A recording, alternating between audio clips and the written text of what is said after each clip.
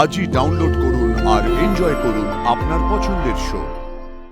এবার তোমাকে জোর করে যেভাবেই হোক লাজুকে ওখানে নিয়ে যেতে হবে। আচ্ছা সুদেব, তুমি কি এই কথাটা ভেবে দেখেছো? আজ বাদে কাল লাজুর রেজাল্ট বেরোবে, তারপরে কলেজে ভর্তি হবে। কি দরকার ওর কলেজে ভর্তি হওয়ার? যেমন আছে তেমন থাক না। মানে সে কথা বললে কি করে হবে? আরে বাবা, ও পড়াশোনা করেছে, ও নিজের পায়ে দাঁড়াবে না? লোকের বাড়িতে বিনা মাইনের কাজের লোক হয়ে পড়ে থাকবে? আরে ও যদি পড়াশোনা করে একটা চাকরি জোটাতে পারে সেটা তোমার জন্যও ভালো। কে জানে ভালো কি মন্দ। ভালোই হবে সুদেব, পড়াশোনা করা তো ভালো।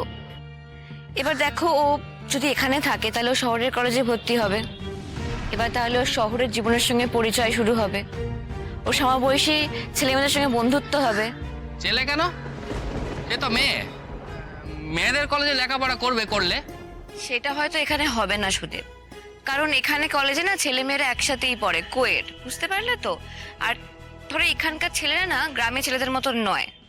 গ্রামের ছেলেরা মেয়েদের দেখলে দূরে দূরে থাকে, পালিয়ে বেড়ায়, কিন্তু এখানে সেটা নয়।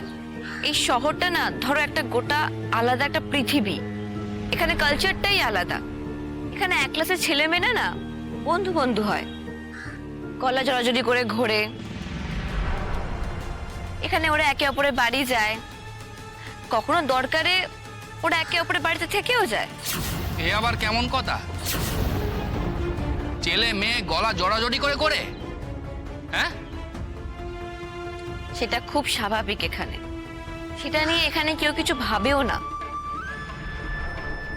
কিন্তু লাজু তো খুব সহজ সরল একটা মেয়ে, কোনো প্যাচখোঁচ নেই ওর মনে, খুব ভালো মনের মেয়ে। এবার এক একটা খারাপ ছেলে মেয়ের সঙ্গে ওর পরিচয় বা বন্ধুত্ব হয়ে যেতেই পারে।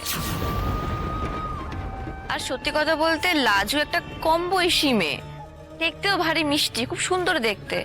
এখানে একটা কম বয়সী স্মার্ট ছেলেকে ওর ভালো লেগে যেতেই পারে। টিচার দিদি, তুমি কি বলছো? অন্য কাউকে ভালো লাগবে কেন গোর? এই যে পাপ, এই যে অদম্য, না না, লাজু এমন কাজ করতে পারে না। দেখো লাজু সেটা নিজেও খুব ভালো করে জানে, কিন্তু কি করবে বলো তো? তোমাকে ও কাছে পায় না, তোমাদের ঠিক মতন কথা হয় না। বয়সের তো একটা স্বাভাবিক ধর্ম আছে, কারোর প্রতিও একটু আকৃষ্ট হতেই পারে, কারোর প্রতি টান ওর জন্মে যেতেই পারে। তখন তখন তুমি কি করবে সুদেব?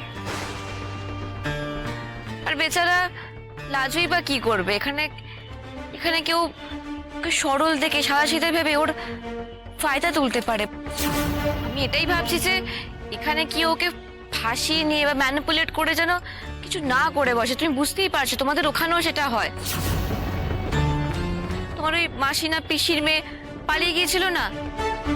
দেখো তেমন কিছু যদি লাজুর বেলাতেও। না না না না, আমি লাজুর সঙ্গে তেমন কিছু হতে দেবনি টিচার দিদি, কখনো না। দেখো সেটা তখনই হবে যখন লাজু তোমার সঙ্গে থাকবে।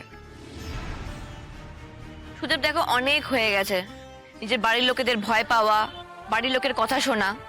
এবার তোমাকে শক্ত হতে হবে। এবার তোমাকে জোর করে যেভাবেই হোক লাজুকে ওখানে নিয়ে যেতে হবে।